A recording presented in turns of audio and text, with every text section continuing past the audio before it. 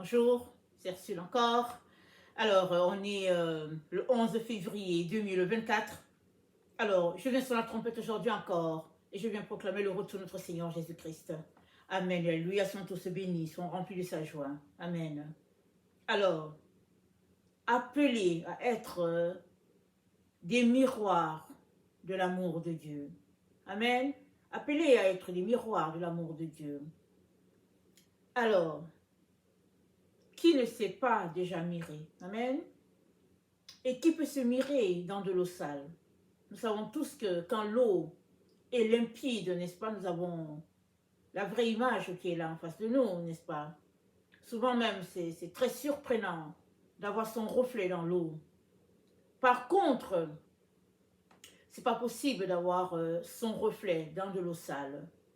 Et pourquoi? Pourquoi est-ce que le reflet d'une personne s'imprègne-t-il dans de l'eau pure? C'est parce que le soleil frappe dessus et le soleil éclaire l'eau. Et quand on vient regarder ou bien regarder son visage, alors la lumière, n'est-ce pas, qui frappe sur l'eau envoie, n'est-ce pas, cette image-là. Et on se voit. Amen, on peut se mirer. Et la Bible dit, celui qui aura plongé le regard dans la loi parfaite de l'Éternel, celui-là, il sera accompli. Amen. Parce que la parole de Dieu, c'est ce qui nous transforme. C'est elle qui est le Père, si on peut le dire ainsi, parce que la parole, elle sort de Dieu. Dieu, nous ne le voyons pas avec nos yeux. Et Jésus-Christ, c'est celui-là qui nous a révélé le Père. Et la Bible nous dit, il est la parole. Amen. On sait qu'il est la parole. Il est donc très important que on puisse se nourrir de cette parole-là. Dans 1 Jean 1, voilà ce que nous dit notre frère. Il dit, ce qui était de le commencement, ce que nous avons entendu, ce que nous avons vu de nos yeux, ce que nous avons contemplé et que nos mains ont touché concernant la parole de vie. Car la vie a été manifestée et nous l'avons vue et nous lui rendons témoignage et nous annonçons la vie éternelle qui était auprès du Père et qui nous a été manifestée. Ce que nous avons vu et entendu, nous vous l'annonçons à vous aussi afin que vous aussi, vous soyez en communion avec nous. Or, notre communion est avec le Père et avec le Fils et avec son Fils Jésus, pardon. Et nous écrivons ces choses afin que notre joie soit parfaite. Amen. La nouvelle que nous avons apprise de lui et que nous vous annonçons, c'est que Dieu est lumière et qu'il n'y a point en lui de ténèbres. Amen. Alléluia. Il n'y a pas de ténèbres en Dieu. Amen. Et nous sommes appelés à être son miroir. Ça veut dire que nous sommes appelés à ne pas avoir de ténèbres en nous. Maintenant, on peut s'arrêter et se demander, mais comment est-ce possible? On est des êtres humains, comment est-ce possible? Mais si Dieu l'a écrit par la bouche de l'apôtre Jean, c'est parce que c'est possible. Amen, c'est parce que c'est possible. Et qu'est-ce qu'il nous dit? On va lire le texte encore, on va regarder le petit passage. Il dit, au verset 7, nous sommes on a lu tantôt 1 Jean 1, et dans 1 Jean 2, le verset 7, l'apôtre Jean dit, bien-aimés, ce n'est pas un commandement nouveau que je vous écris, mais c'est un commandement ancien que vous avez eu dès le commencement. Et ce commandement ancien, c'est la parole que vous avez entendue. Amen. Ce commandement ancien, c'est la parole que vous avez entendue. Et cette parole, c'est notre Seigneur Jésus-Christ. Et cette parole se reflète sur quiconque s'imprègne de cette parole. Maintenant, la question, elle est celle-ci pour toi. que la parole de Dieu se reflète en toi? Est-ce que quand on te voit, est-ce que tu es le miroir de Dieu? Est-ce que quand on me voit, est-ce que je suis ce miroir-là? Et si tu n'es pas ce miroir, comment peux-tu faire pour être ce miroir? Parce que c'est dit que la vie a été manifestée et Dieu nous l'annonce, et cette vie, elle était auprès de Dieu, elle a marché sur cette terre, amen, elle est retournée auprès de Dieu le Père, et cette nouvelle nous est annoncée pour que nous aussi, nous soyons en communion avec ceux-là qui ont côtoyé la parole de Dieu, et eux, ils sont en joie. Amen. Ils sont en joie parce que ils ne sont plus là, mais ils savent qu'ils sont en communion avec nous. Amen. Parce qu'ils ont vu la parole, ils l'ont touchée, ils ont marché avec, ils ont vraiment fait beaucoup de choses avec cette parole-là. Elle a été manifestée sous leurs yeux et ils peuvent attester sans ombre de doute que c'est vrai. Voilà pourquoi ils nous écrivent pour nous certifier cela. Et l'apôtre Jean, de dire, il dit c'est un commandement ancien. Il dit, et ce commandement, c'est la parole que vous avez entendue.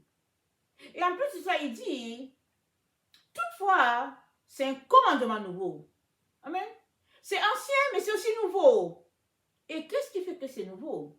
Ce qui est nouveau, c'est que les ténèbres se dissipent et la lumière véritable paraît déjà. Et la lumière véritable, amen, c'est qui? C'est notre Seigneur. Parce que nous sommes tous éclairés, n'est-ce pas, par le soleil. Et quand le soleil n'est pas là, hein, la lune, sinon nous avons les fausses lumières, l'électricité, mais ce n'est pas de ça qu'il est question. Alors il dit, celui-là qui déteste son frère est dans les ténèbres. Voilà. Le simple fait de détester ton frère, c'est les ténèbres. Le simple fait d'insulter quelqu'un, c'est les ténèbres. Les ténèbres se manifestent sous beaucoup de formes. Mais le simple fait de manquer d'amour envers une personne, c'est les ténèbres. Et ce sont les ténèbres qui font que nous n'arrivons pas à refléter la lumière de Dieu. Ça veut dire quoi? Ça veut dire que toi et moi devons travailler pour que les ténèbres ne soient pas trop bien en nous. Amen. Dieu nous a donné sa parole. Maintenant, c'est à toi de l'apprendre, de la lire et de l'appliquer à ta vie. Si tu le fais, tu laisseras aller les ténèbres, tu feras entrer la lumière et, marchant sur ce chemin de la lumière, tu seras le reflet du Père et tu annonceras le Père partout où tu passes. Amen. Et c'est dit, je vais au verset 10, je suis dans 1 Jean 2, celui qui aime son frère demeure dans la lumière et aucune occasion de chute n'est en lui. L'amour, voilà le secret. Voilà le plan de Dieu. Voilà la gloire de Dieu pour l'humanité. L'amour. Alors, si les nations se déchirent, c'est à cause d'un problème de haine. Alors, on fomente des plans par-ci, et puis on attaque tel pays, et puis on fait des coups bas par-ci. Tout ça, c'est un manque d'amour. Si chaque être humain décidait de marcher dans l'amour à son niveau, toute cette terre ne serait que gloire de Dieu. Et ce n'est pas nouveau. Cela a toujours été le plan de Dieu pour toute l'humanité. Quand il a créé l'homme, à son image, il a voulu partager ce qu'il avait avec l'homme. Maintenant, les choses ont été comme elles sont, Et l'être humain a été amené à marcher sur la voie de la dualité, si bien que il y a eu ces ténèbres qui se sont installées entre l'homme et Dieu. Mais ce n'est pas Dieu qui a placé ces ténèbres. Il a dit que la lumière soit. Et la Bible dit, la lumière fut. Et cette lumière s'est manifestée à tous les niveaux. Quand on lit, n'est-ce pas, la parole de Dieu, notre Bible, la Torah, et puis certains livres, n'est-ce pas, certaines, comment on peut dire, est-ce que c'est des Bibles ou bien des livres spirituels, on se rend compte que quand Dieu manifesta la lumière, elle se manifesta d'abord sous une forme vibratoire. Et après, quand il a dit que la lumière soit, amen, il la manifesta sous la forme de 22 lettres de l'alphabet hébraïque. Amen. Alors, la lumière de Dieu, c'est tout simplement sa parole, son réma, son logos à l'humanité. Voilà la lumière, une infime partie qu'il a manifestée à notre niveau, n'est-ce pas? Nous, sur la terre, on ne connaît peut-être pas la vraie valeur de la lumière parce qu'on a juste un reflet. Amen. Mais ce reflet est déjà tellement extraordinaire que si chacun décidait tout simplement de marcher dans la lumière que Dieu lui a attribuée, il n'y aurait pas de trouble sur cette terre. Amen. Il n'y aurait pas de trouble. Et nous sommes arrivés à ce stade où ce projet de Dieu est sur le point de se réaliser. Amen. Et Dieu n'aimerait pas que tu en sois coupé. C'est ça l'histoire. Il n'aimerait pas que tu sois coupé. Il n'aimerait pas que tu en sois coupé. Pardon. Et là, pourtant, si tu ne fais rien, tu risques tout simplement d'être surpris, n'est-ce pas, de tout ce que Dieu est en train de préparer pour ses enfants. Et tu risques d'être surpris par les ténèbres. Et Dieu ne veut pas cela pour toi. Et il te dit, on va aller dans Joël. Joël, ça fait partie de ce qu'on appelle les petits prophètes. Alors, c'est après quel livre? Joël, c'est après Osée. On vient de lire Osée il n'y a pas longtemps. Alors, Joël 2, le verset 12 dit, « Maintenant encore, dit l'Éternel, revenez à moi de tout votre cœur, avec des jeûnes, avec des pleurs et avec des lamentations. Déchirez vos cœurs et non vos vêtements, et revenez à l'Éternel votre Dieu, car il est compatissant et miséricordieux, lent à la colère, riche en bonté, il se répand des mots qu'il envoie. Qui sait, s'il ne reviendra pas, il ne se repentira pas, et s'il ne laissera pas après lui la bénédiction, des offrandes et des libations pour l'Éternel votre Dieu, sonnez la trompette en Sion, publiez un jeûne, une convocation solennelle, assemblez le peuple, formez une sainte réunion, assemblez les vieillards, assemblez les enfants, même les nourrissons à la mamelle, que l'époux sorte de sa demeure, que l'épouse de sa chambre et l'épouse de sa chambre, contre le portique et l'autel, pleurent les sacrificateurs, serviteurs de l'Éternel, qui disent, Éternel, épargne ton peuple, ne livre pas ton héritage à l'opprobre, aux railleries des nations. Pourquoi dirait-on parmi les peuples, où est leur Dieu? Amen. Quelle parole extraordinaire, n'est-ce pas? Alors Dieu dit, maintenant encore de l'Éternel, revenez de tout votre cœur. Amen. Et il commence par dire que lui, Dieu, il est compatissant, il est miséricordieux. Il commence par dire ça. Quelle garantie, quelle sécurité. Il commence à nous dire, écoutez, je ne vais pas me mettre à vous frapper. Non. Il dit, je suis compatissant, je suis miséricordieux, je suis lent à la colère, riche en bonté. Il dit, revenez, revenez. Et il dit, il se répand des mots qu'il envoie. Est-ce que toi, tu te répands? Est-ce que tu as appris à te répandre, à demander pardon à ton Dieu? Parce que lui, il est prêt à revenir d'une décision qu'il a prise, d'appliquer sur quelqu'un. Si la personne se repent, il est prêt à revenir sur ce qu'il a arrêté. Maintenant, la balle se trouve dans notre camp. Malheureusement, plusieurs mettent la bonté de l'Éternel dans le cadre d'une vie de dualité. C'est-à-dire, pour eux, Dieu est tellement bon que c'est pas grave. Qu'il pêche ou pas, qu'il marche dans les ténèbres ou pas, c'est pas grave. Dieu va pardonner. Il est un bon père, il est rempli d'amour. Et puis, ben voilà, il est compatissant, il l'a dit. Effectivement, il est compatissant.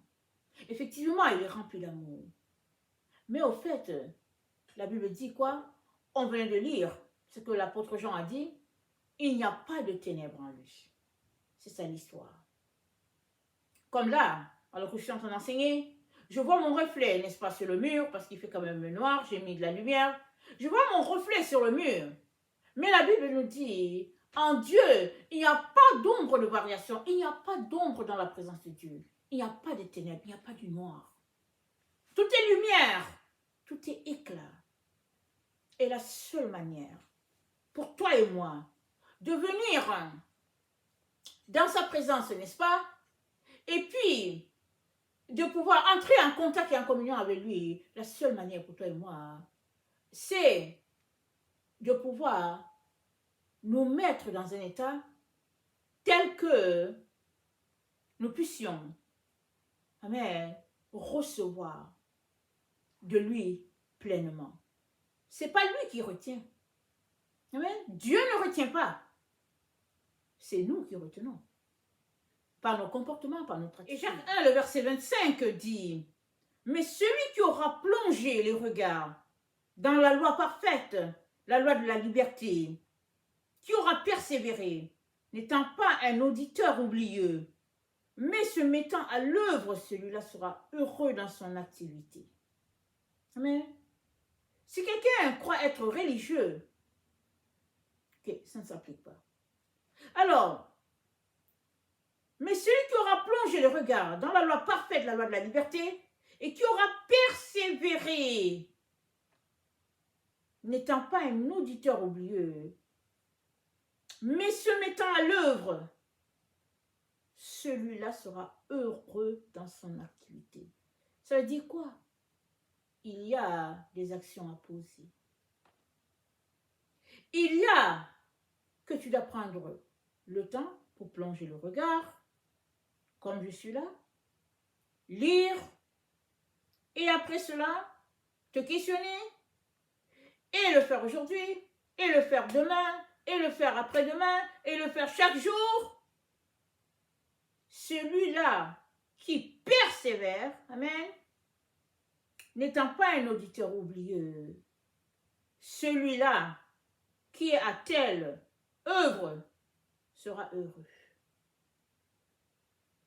Mais si ce n'est pas quelque chose qui t'arrange, ce n'est pas quelque chose que tu ne veux pas faire,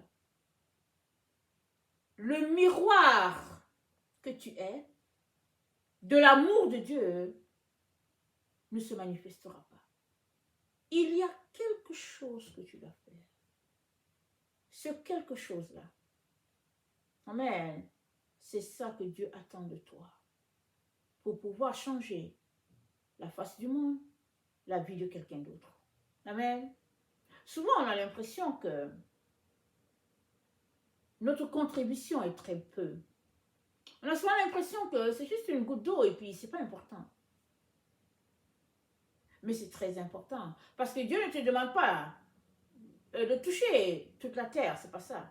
Il te demande de toucher la personne qu'il aura mis sur ton chemin, ou bien le groupe de personnes qu'il aura mis sur ton chemin.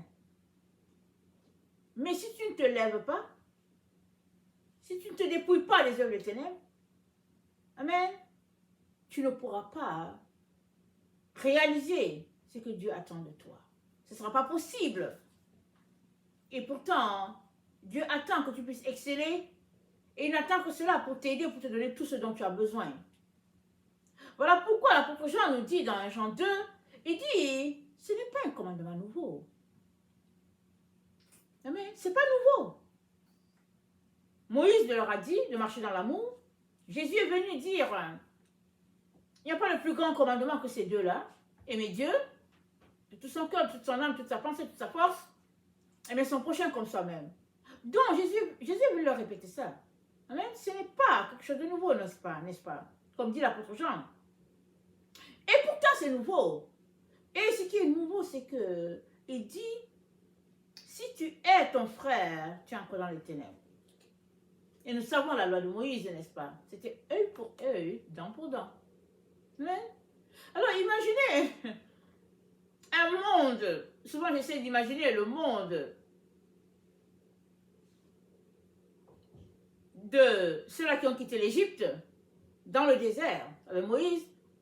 Souvent, j'essaie d'imaginer leur monde et je me dis, ça ne devait pas être facile. Parce que si quelqu'un te gifle, c'était dit qu'il fallait que tu le gifles. Si quelqu'un t'insulte, c'est dit qu'il fallait que tu l'insultes aussi. Voilà pourquoi l'apôtre Jean nous dit, ce que je dis, il y a du nouveau dedans. Le nouveau, c'est ça que Jésus-Christ est venu révéler. Le nouveau dedans, c'est qu'il n'y a pas place à la haine. Amen. Il n'y a pas place à la haine. Si tu aimes ton frère et que tu aimes Dieu, alors tu dois aller jusqu'au bout. Toujours aimer. Si tu frappes sur la joue, tu tends l'autre. Tu ne vas pas aussi faire ton poing, mettre ton poing pour venir donner un autre poing dont on n'en finit pas, n'est-ce pas? Et l'apôtre Jean nous dit, car les ténèbres se dissipent et la lumière véritable paraît. Voilà la nouveauté à ce que Jésus-Christ a apporté. Il a accompli toute la loi et il a apporté l'autre élément que les gens ne comprenaient pas. Il leur a dit, si quelqu'un veut que tu fasses une distance avec lui, vas-y plus loin. Si tu es victime d'extorsion et que les gens prennent ton manteau, donne-lui aussi l'autre vêtement. Il dit, celui qui aime son frère demeure dans la lumière et aucune occasion de chute n'est en lui. Quelle vérité, mais quel défi pour tout un chacun, n'est-ce pas, d'arriver à accomplir ce verset-là à tous les jours. C'est dit, mais celui qui est son frère est dans les ténèbres. Il marche dans les ténèbres, il ne sait pas où il va. Parce que les ténèbres ont aveuglé ses yeux. Et Dieu ne veut pas que nous soyons dans les ténèbres. Dans Romains 2, le verset 13. Romains 2, le verset 13. Voilà ce qu'il dit. Ce ne sont pas en effet ceux qui écoutent la loi qui sont justes devant Dieu, mais ce sont ceux qui la mettent en pratique qui seront justifiés. Amen. Il y en a qui, au fait, n'ont pas reconnu Jésus. Et ils sont vraiment, comme on dit, par la loi, by the law, c'est tout. Et puis bon, voilà, dur, et puis bon, voilà, pas de compassion. Et Paul dit, c'est pas ceux-là qui écoutent la loi. Il ne s'agit pas d'écouter. Il dit, c'est ceux-là qui vont la pratiquer, qui seront justifiés. Et qui sont de dire que c'est dans la pratique, amen, qu'on voit l'enfant de Dieu. Amen. Tu as beau dire, je suis chrétien, je suis né de nouveau, je suis baptisé du Saint-Esprit, je parle en langue, je connais tous les dons. Le test, la vie d'amour. Marches-tu dans l'amour? As-tu la compassion pour ton frère, ta soeur? Es-tu régénéré par l'amour de Dieu? Parce que comme on l'a vu, c'est dit. Il dit, celui qui dit qu'il est dans la lumière et qui hait son frère est encore dans les ténèbres. C'est une décision de ta part de haïr ou de ne pas haïr, d'aimer ou de ne pas aimer. Et ça, l'autre ne peut pas faire ça pour toi. L'autre peut juste te dire, il faut pardonner, il faut aimer. Mais la décision vient de toi de dire, je vais laisser aller, je vais pardonner, je vais aimer. Amen. Et le Seigneur nous dit, ce n'est que comme ça que tu seras le miroir de l'amour de Dieu. Ce n'est que comme ça. Tu as beau dire, j'aime mon frère, j'aime ma soeur, j'aime le Seigneur, je fais ceci, je fais cela, je vais à l'église, je chante à la chorale, là. Tu as beau dire tout cela. Le tout se voit dans ton amour pour ton prochain.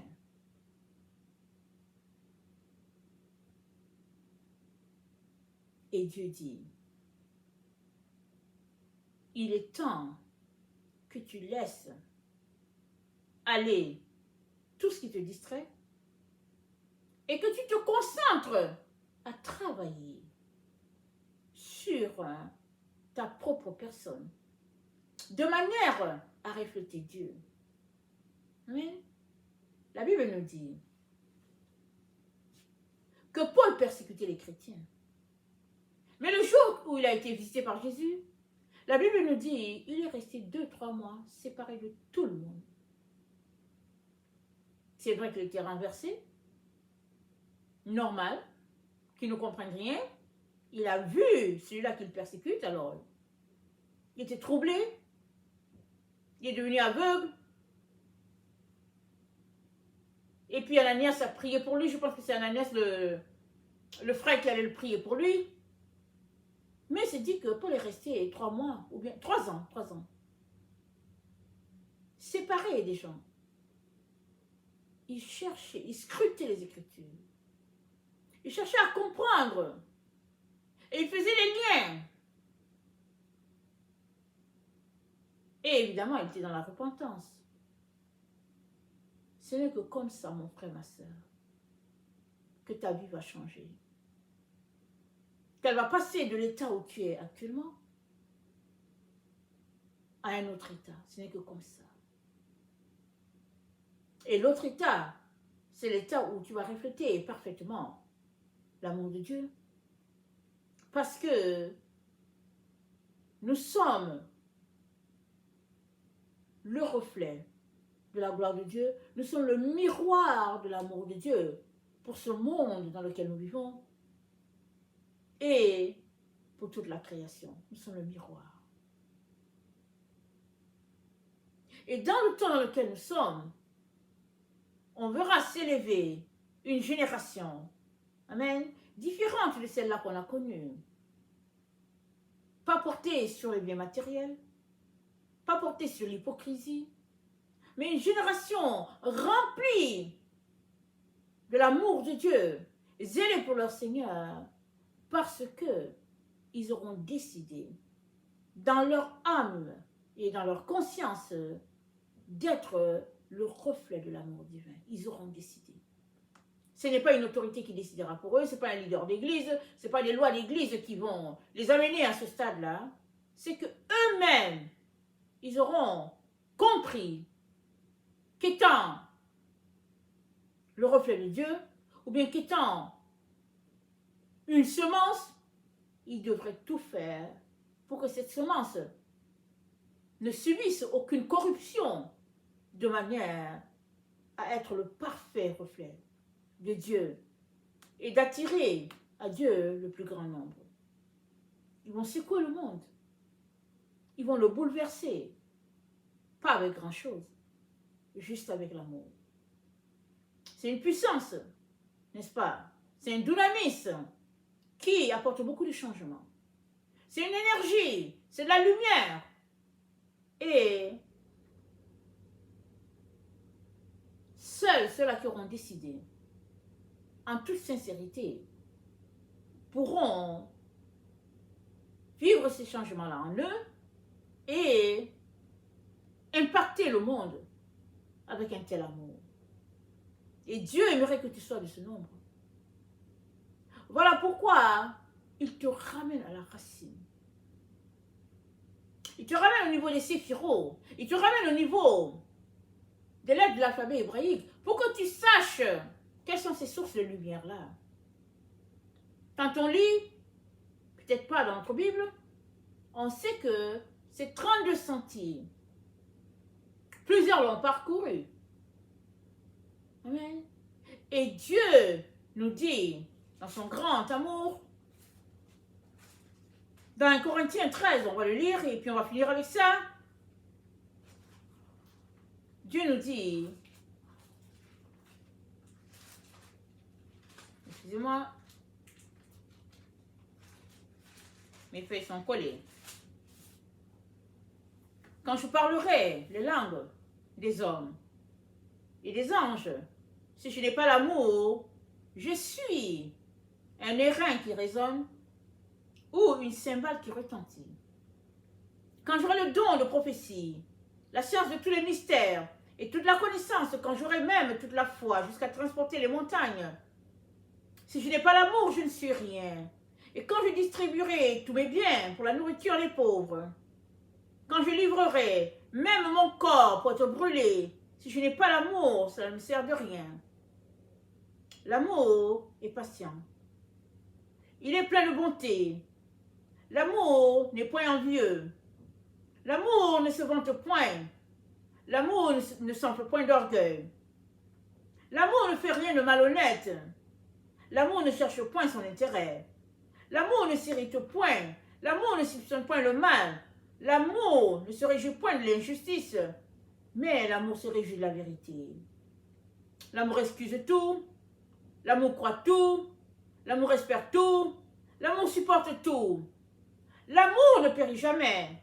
Les prophéties prendront fin. Les langues cesseront. La connaissance disparaîtra. Car nous connaissons en partie.